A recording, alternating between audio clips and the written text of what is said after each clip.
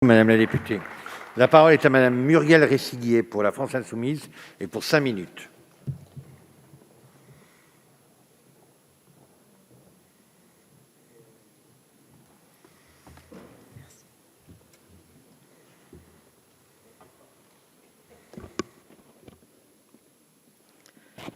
Monsieur le Président, Monsieur le Ministre, Monsieur le Secrétaire d'État, chers collègues, Monsieur le rapporteur, l'apparition du numérique dans notre quotidien est un phénomène qui touche particulièrement la génération dite milléniale, qui a grandi entourée des nouvelles technologies.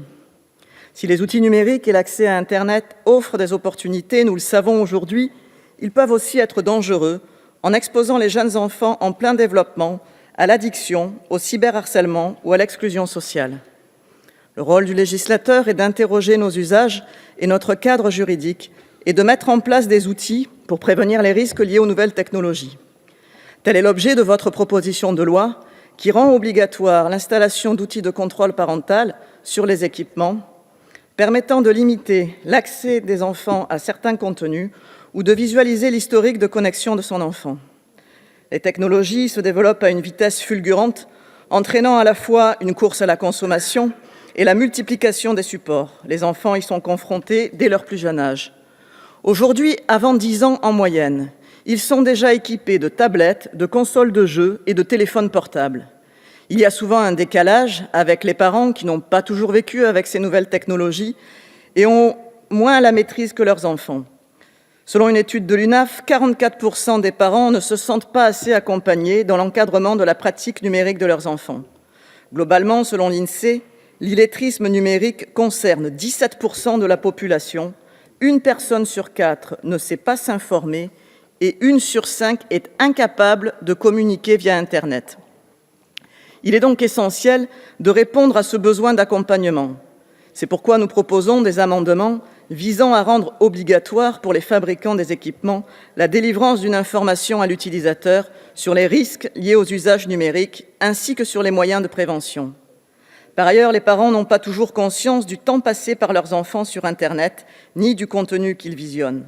Ainsi, 82% des 10 à 14 ans vont régulièrement sur Internet sans leurs parents. Plusieurs études démontrent que la durée d'exposition aux écrans a une incidence sur le sommeil, sur la concentration et la capacité à mémoriser des informations. D'après le rapport 2017 de la santé publique, les enfants passent en moyenne 4h11 par jour devant les écrans, bien plus que le temps recommandé par les spécialistes du sujet, et la tendance n'est pas à la baisse, loin de là. C'est la raison pour laquelle il nous semble indispensable que les outils de contrôle parentaux puissent contrôler aussi la durée d'utilisation.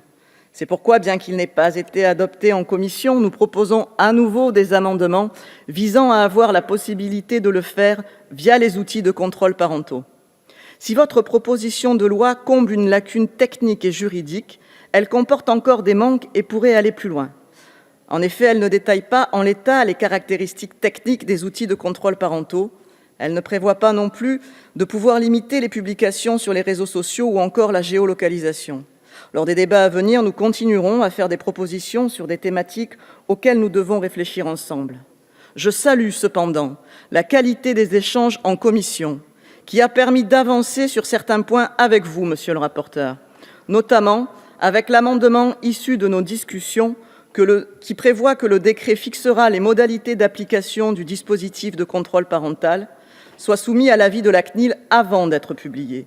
Ceci permettra, si l'amendement est adopté, que les recommandations de la CNIL concernant la reconnaissance faciale, le ciblage publicitaire ou la protection des données personnelles des mineurs soient abordées à ce moment-là. Je sais que votre intérêt sur ces sujets-là est sincère, et c'est d'ailleurs la deuxième proposition de loi que vous portez sur les problématiques liées à Internet et à la protection des enfants. Nous sommes tous conscients, je pense, que la protection des mineurs sur Internet peut se heurter aux intérêts, notamment financiers, des fabricants d'équipements, des fournisseurs d'accès à Internet ou encore des plateformes.